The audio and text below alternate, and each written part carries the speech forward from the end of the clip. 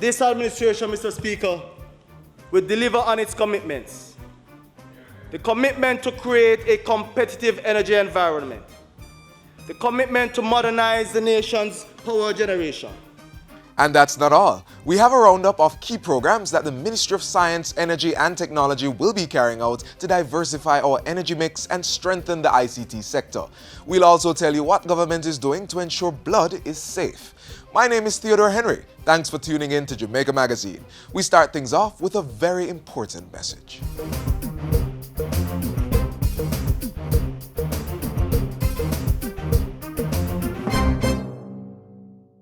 This is the Aedes aegypti mosquito that spreads the Zika, chikungunya, and dengue viruses. Protect yourself from the bite of this mosquito. A message from the Ministry of Health.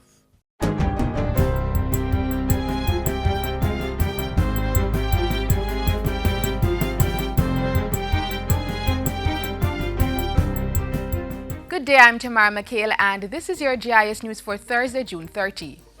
The Labour and Social Security Ministry will be strengthening, expanding and diversifying the range of job opportunities provided under the Overseas Employment Programme this fiscal year. During her contribution to the sectoral debate in Parliament on Tuesday, Portfolio Minister Shahini Robinson said the ministry was aiming to place 16,000 Jamaican workers in the North American market by the end of the 2017 season. It is in this context that plans are afoot for me to meet with major employer groups, both in the US and Canada, in the coming weeks to promote the program and the quality of our workers with a view to securing more jobs. Approximately 15,000 Jamaicans were employed in the United States and Canada under the Overseas Employment Program during the last fiscal year.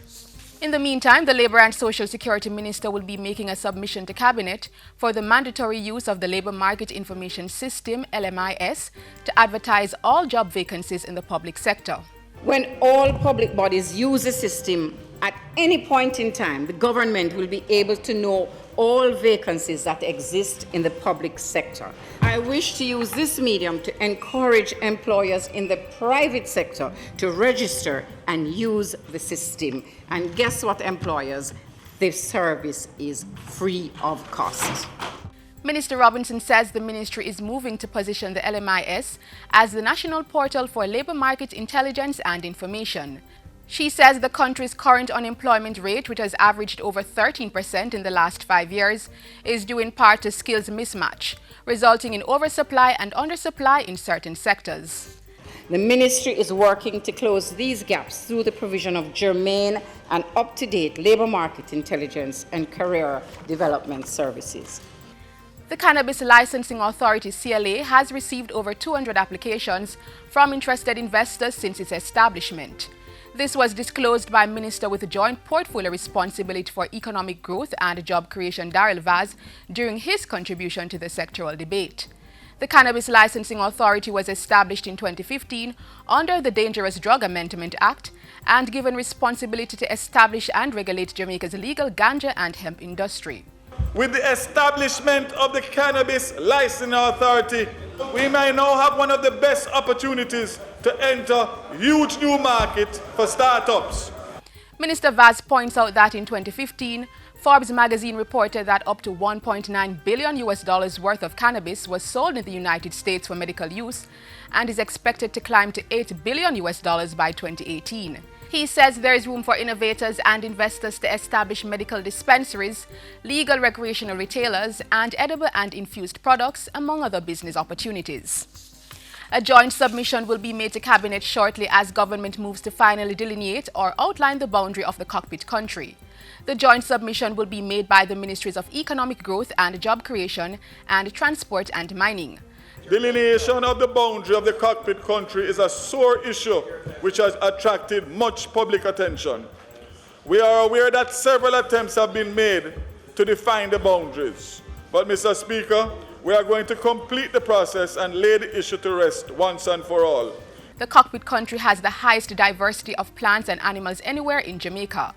Below its surface are rivers, streams, and caves which provide some of the best spelunking or cave exploration activities in the Caribbean.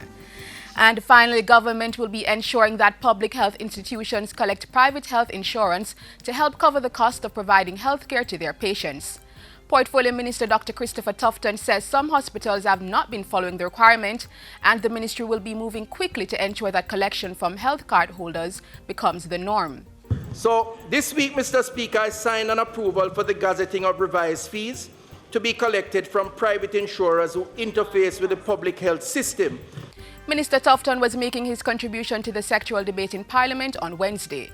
He argued that it was not fair for persons who were insured to use the public health facilities, and the government loses this revenue, which would otherwise only become part of the funds of private health insurers.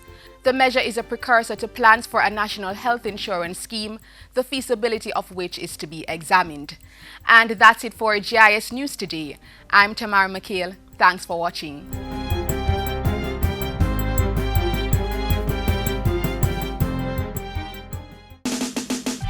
Jamaicans from all walks of life. We must save energy and help the Jamaican economy. Energy saving, we say. Today. Hey.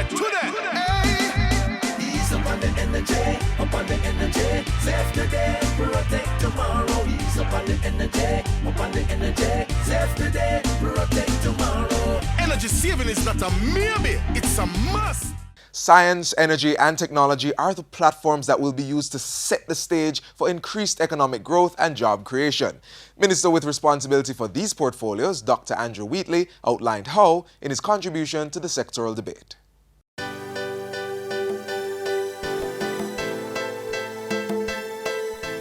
Science, energy, and technology are extremely important to national development. Their potential to impact our development by generating increased economic growth and job creation cannot be overemphasized. The program MSET activities for the 2016-2017 cycle will include the following. We will be looking to finalize in short order a license and power purchase agreement with 8 Rivers Energy Company to supply 33 megawatts of solar energy to the grid at US 8.5 cents per kilowatt hour. Construction is slated to start, Mr. Speaker, in 2016-17, and first supply to the grid will be in 2018. Government will return to the markets with another RFP for 100 megawatts of renewables during the course of this year. Mr. Speaker, we will also seek an additional 50 megawatts in a separate waste-to-energy RFP. These are key moves towards the diversified energy mix and a competitive supply. This will enable us to deliver 30% of the generation to the grid from renewables in 2030. The Development Bank of Jamaica will expand the line of credit to facilitate investments in renewable energy by micro, small, and medium enterprises. MSET, Mr. Speaker, has provided an additional US $1 million, bringing the total disbursement available to US $5.6 million. Another priority of this administration entails policy improvements in overhauling the electricity, petroleum quality control, petroleum acts, and their related regulations and licensing processes. This, Mr. Speaker, to ensure that we are able to support investments, competition, and consumer protection. The ministry will lead by example in its rollout of an integrated resource plan. I want to introduce to Parliament the SILK initiative, which stands for street lighting, installations, loss reduction, and community renewal. Aimed at civic and security improvements, safety protection, loss reduction, and affordability to our communities, the SILK project, Mr. Speaker, will build on existing initiatives between JPS, NESOL, JSIF, and MSET. A total of $1.25 billion is being earmarked in 2016-17 to energizing the lives of people in 25 communities, Mr. Speaker. Communities in the parishes of St. James, St. Catherine, Kingston, and St. Andrew. The findings of the Petroleum Trade Reform Committee were disappointingly inconclusive. in identifying the source and cause of substandard products which enter the trade. We will do everything in our power to ensure that this sort of thing never happens again by taking the following measures. We will, Mr. Speaker, re-establish a fully staffed petroleum inspectorate under the purview of the ministry to, among other things, regulate, oversee, and monitor the petroleum sector and process the granting of licenses and renewals. We will amend legislation to strengthen the stewardship requirements for importing and distributing petroleum products. We will introduce significantly stricter licensing conditions for all players in the sector and implement a more rigorous testing regime for fuel. The matter of redress for affected consumers is being pursued by the Consumer Affairs Commission, which has claims totaling some $25 million. I now turn to the second pillar of the portfolio, ICT. This administration firmly believes that technology is the catalyst for the enablement of economic growth and prosperity. This year's priority components of the ICT 10-point plan are as follows. These form a recipe which will make us set for prosperity. Cybersecurity is another key aspect where the government has to pay special attention. This time next year, we will table a new ICT Act, Mr. Speaker. A key component of this new Act, Mr. Speaker, will be the creation of a single ICT regulator. We will ensure that this time next year, we will have in place a Data Protection Act to ensure that we protect the information of our citizens with fixity of purpose and an unwavering commitment to getting the job done on behalf of the people of Jamaica. I am confident that we will achieve what we have set out to achieve.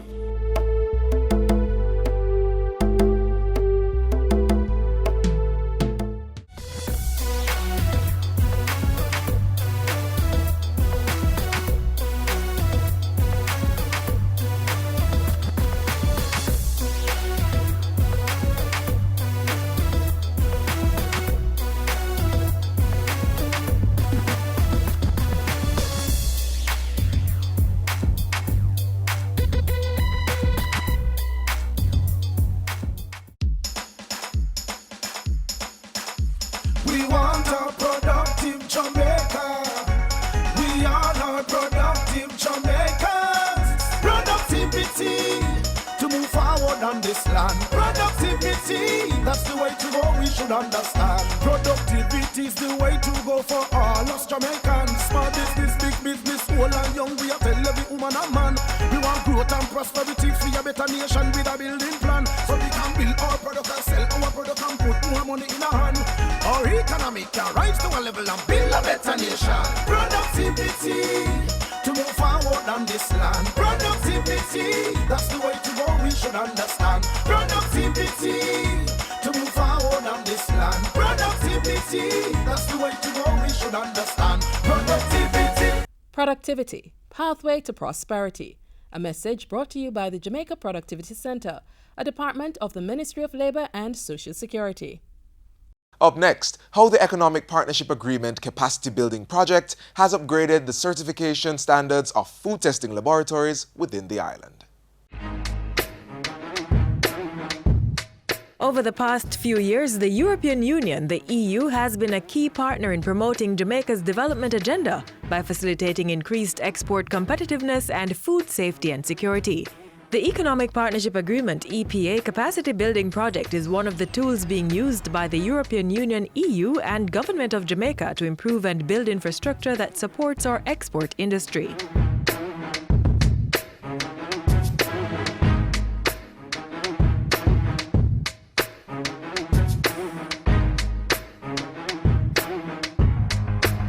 The EU-funded project, which is being implemented by the Planning Institute of Jamaica, PIOJ, seeks to improve our nation's productivity and output in agriculture, resulting in economic growth. The LEPA agreement, Economic Partnership Agreement, was signed in 2008. All the members of CARIFORUM and as well as the 28 member states of the European Union. It's a trade, but it's also a development agreement.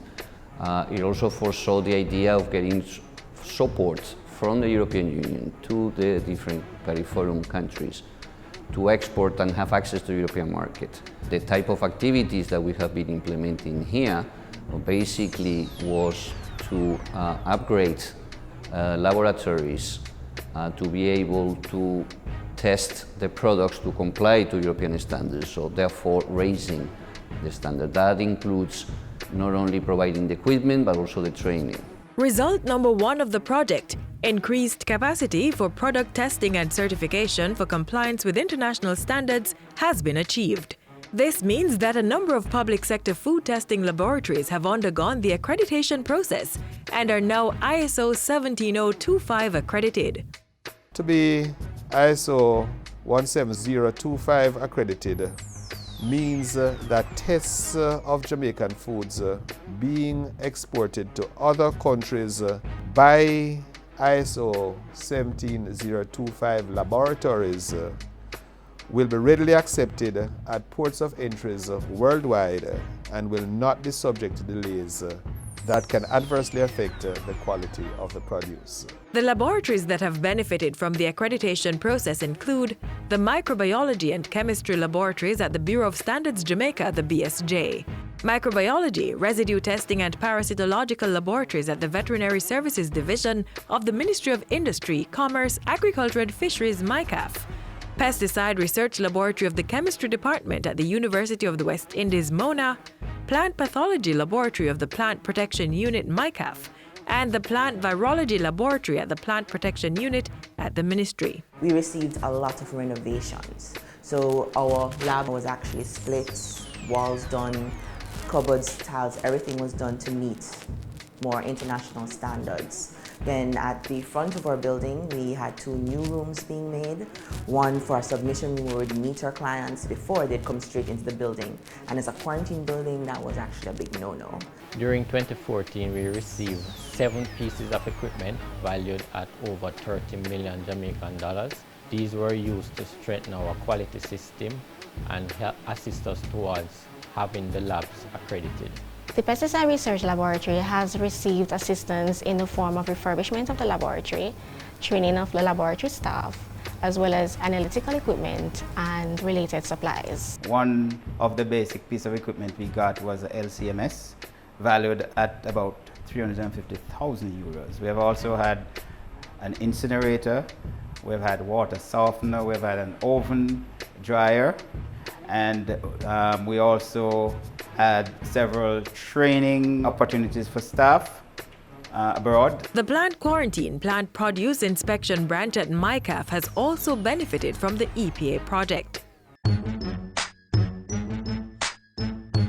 EPA is pivotal in our safeguarding effort because there are times when we intercept things that are imported that have pests on them. These must be destroyed. And so the incinerator that we are getting through the EPA is going to play that very special role. The long-term impact is pretty much one that will now allow us to conduct the relevant tests in compliance with the markets that we're trying to access so that our farmers, our processors, our producers can export their products and have them tested at the level where we are satisfied that we can compete with any developed country in the world. They have allowed us to make the test methods complete in a shorter time.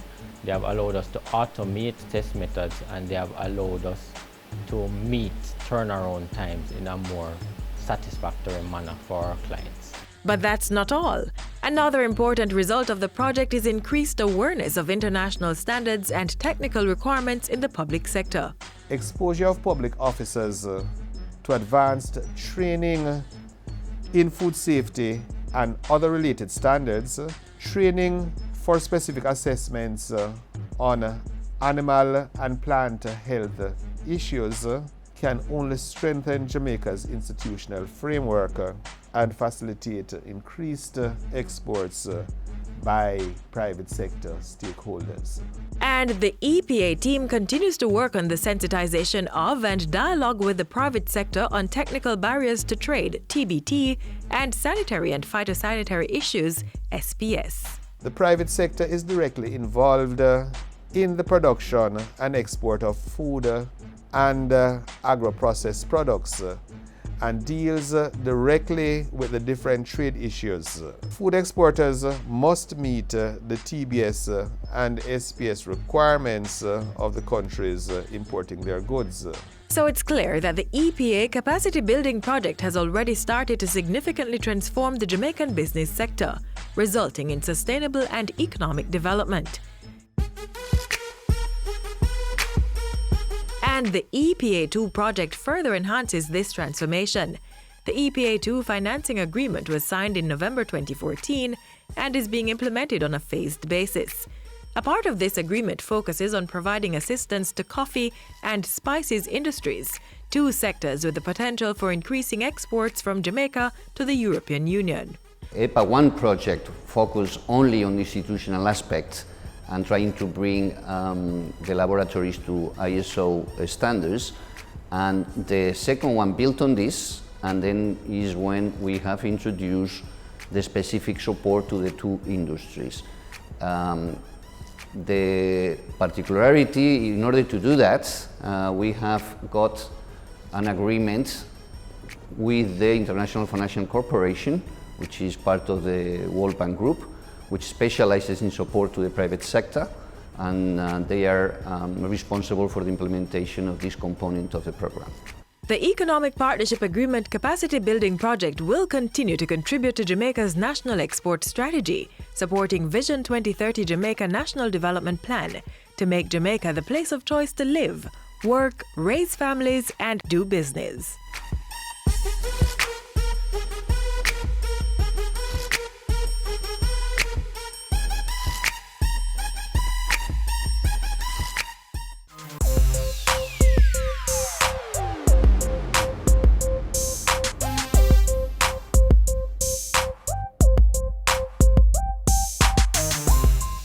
The blood bank has a rigorous testing process to ensure that blood is safe for transfusion.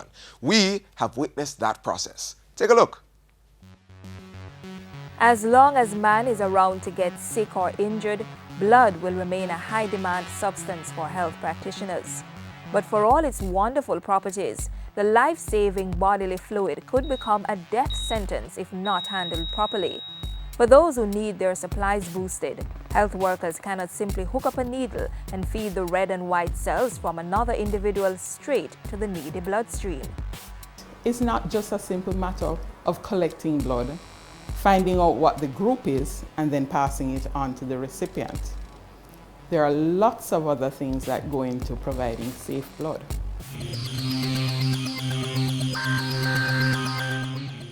Think of blood like a home. Certain fundamental things like walls, floors, and ceilings are common to all, but the little things you put in over the years and experiences you have within those spaces make each unique to its owner. Like your home, blood can change owners, but you have to make some adjustments to have it meet the needs of the new recipient. That is what the technicians and health workers have to do before blood that is donated can be passed on to someone in need. The first step is to screen the donor to determine their medical history and suitability to donate. The screening is aimed at 1, protecting the donor, and 2, protecting the potential recipient. After that, it's a matter of sterilizing the donor's arm and proceeding to draw the blood. From there, the blood is taken to the lab, where it goes through a series of tests. Technicians look for things like blood groupings such as A, B, O, and Rh types, antibodies in the red blood cells, venereal diseases such as syphilis, HIV, the virus that causes AIDS, hepatitis B and C, which affect the liver, and HTLV, human T-cell lymphotropic virus type 1 and 2, a virus that weakens the immune system. At the island's blood bank, the National Blood Transfusion Service, tests such as these are carried out daily. For each unit of blood drawn, 2 sample tubes are also collected. These are referred to as the red and purple top. For accuracy, data on the tubes must correspond with the main bag. The purple top sample is used to screen for antibodies and blood groupings. Blood grouping is just as important as the infectious screening. This ensures compatibility for the recipients, that is, people of the same blood group receiving the same blood type. We do our ABO grouping here at the blood bank using the Diamed system. This technology is a gel system. It has microtubules, otherwise we call it as wells, and it has our anti-serum already in these wells. A drop of the donor blood is placed into each of these wells. It is incubated and put in a machine that spins the substance at a high speed. After this process, a reading is given. This is an example of a blood group. We can read it macroscopically. This is reading O negative based on the cells that are seen here. In VDRL testing, which checks for syphilis, a small amount of the serum or the white part of the blood is dropped into a tube and then incubated at 56 degrees Celsius. After 30 minutes, it is taken from the incubator, placed on a slide, mixed with an antigen, and then rotated at 180 degrees for 4 minutes. The slide is then placed under a microscope for reading. A positive sample for syphilis would show signs of lumps or flocculation. Samples from the main lab are taken over here for the human immunodeficiency virus HIV screening, as well as the human T-cell lymphotropic virus HTLV and hepatitis B and C screenings. The different reagents or chemical compound for each of these viruses are added to the blood samples and placed in this machine. The reagent will cause a color change to the sample, indicating a positive reading.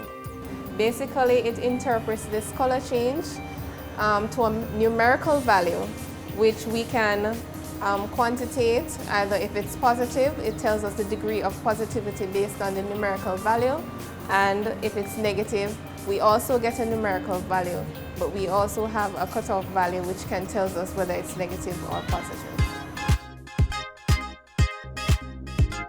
Whole blood is never administered as part of safety measures. The whole blood is separated into components: red blood cells or packed cells, plasma, or white cells.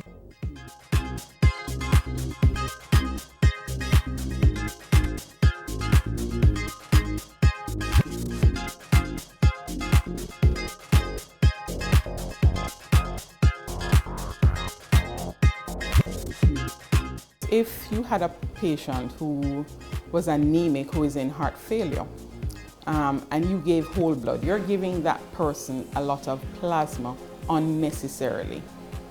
They really need the packed cells component. Not only is it unnecessary, but you put them at added risk of making the heart failure worse. So it is important to give just the component that is required. And the safety procedure doesn't end there. A cross-matching process is also done to identify minor blood groups that might interfere with a successful transfusion process. But once all the tests are done to satisfaction and the separation process is completed, you can rest assured that the blood to be administered is safe.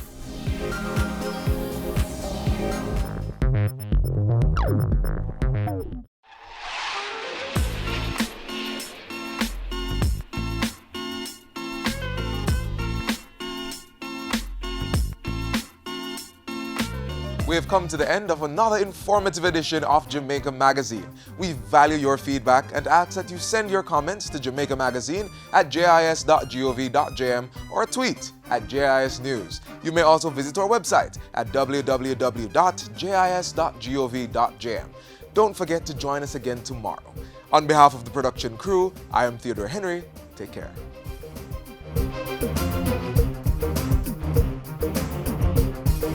This has been a production of the Jamaica Information Service, the voice of Jamaica.